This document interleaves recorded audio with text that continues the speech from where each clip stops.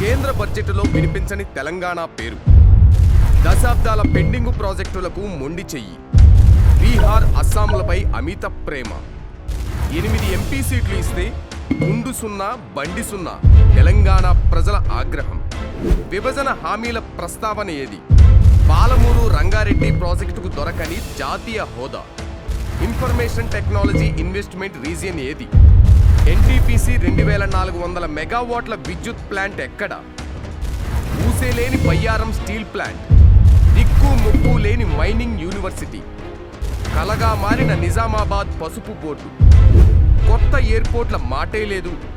Indian institute of business schools ఏవి? Adilabad steel plant పునరుద్ధరణ ఇంతే సంగత? 8 మంది బీజేపీ ఎంపీలను పార్లమెంటుకి పంపితే ఇచ్చింది గుండు సున్నా.